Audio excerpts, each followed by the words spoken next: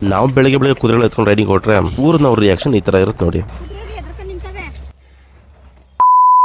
ಎಲ್ರಿಗೂ ನಮಸ್ಕಾರ. ಫಾರ್ಮಲ್ಲಿ ಇದ್ದ ಸೊ ಬೆಳಗ್ಗೆ ಕುದುರೆಗಳು ಎತ್ಕೊಂಡು ರೈಡಿಂಗ್ ಹೋಗಿದ್ವಿ. ಏನೇ ಹೇಳಿ ಅರ್ಲಿ ಮಾರ್ನಿಂಗ್ ಒಂದು ಒಳ್ಳೆ ರೈಡ್ ಹಾಕೋದೇ ಮಜಾ. ರೈಡಿಂಗ್ ಮಾಡ್ಕೊಂಡು ಪಕ್ಕದೂರ್ಗೆ ಹೋಗಿ ನಮ್ಮ ಅಂಗಣ ಮೇಲೆ ಎತ್ಕೊಳ್ಳೋ ಆಚೆ ಕಟ್ಟಿದ್ರು. ಈ ಎತ್ತು ನೋಡ್ಕೊಂಡು ಕೊಡ್ತಿದ್ ರಿಯಾಕ್ಷನ್ ನೋಡಿದ್ರೆ ಯಾರ್ಯಾರು ಬರ್ತಾರೋ ಮರೆ ಈ ಮನೆ ಎತ್ಕೊಂಡು ನೋಡ್ಕೊಂಡು ಮಾತಾಡ್ಸ್ಕೊಂಡು ನಿಂತಿದ್ರೆ ನಮ್ಮನ್ನ ಕುದುರೆಗಳ ಮಾತಾಡ್ಸಕ್ ಹುಡುಗರು ಬಂದಿದ್ರು. ನಾವು ಊರೊಳಗೆ ಕುದುರೆ ಮೇಲೆ ಬರ್ತಿದ್ರೆ ಬೇರೆ ಪ್ರಾಣಿಗಳ ರಿಯಾಕ್ಷನ್ ಇರುತ್ತೆ. ಈ ಎಮ್ಮೆ ನೋಡಿ ಹಿಂಗೆ, ಇಲ್ಲಿ ಒಂದ್ ಎಮ್ಮೆ ನೋಡಿ ಮುಂದೆ ಓಡೋಗ ಅವಸ್ಕೋತಾ ಇರೋದು.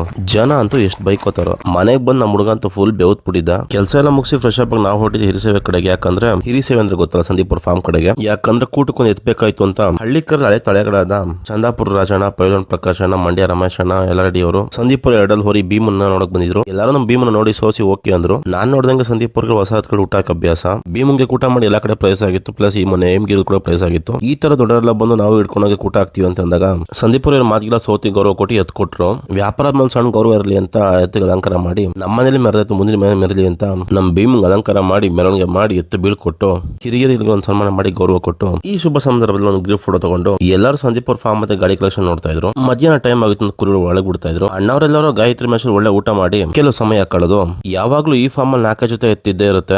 ಸೊ ಅದಕ್ಕೆ ಮೆದೆ ಕೂಡ ಜೋರಾಗಿ ಓಡಿಸ್ಕೊಂಡಿದ್ರು. ಒಂದ್ 2-3 ಮೆದೆ. ಇವ್ರು ಇದಾರೆ ಅಂತ ಗೊತ್ತಾರ, ಜನ ಅಂತೂ ಬರ್ತಾ ಇರ್ತಾರೆ ಮಾತಾಡ್ಸಕ್ಕೆ. ಎಲ್ಲಾನು ಮಾತಾಡ್ಸ್ಕೊಂಡು ನಮ್ ಭೀಮಂಗನ್ ಗುಡ್ ಬೈ ಹೇಳಿ ಅಲ್ಲಿಂದ ಮತ್ತೆ ನಮ್ ಫಾರ್ಮ್ ಕಡೆ ಬಂದೆ. ಇವತ್ತಿನ ಕತೆ ಇಷ್ಟೇ.